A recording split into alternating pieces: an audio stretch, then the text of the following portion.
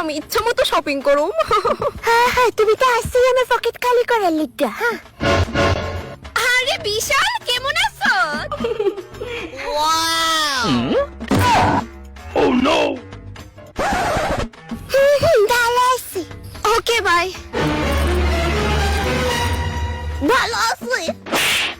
রেস্টুরেন্টের খাবারগুলো সেই স্বাদ তাই না লতিকা? ভালো আছি।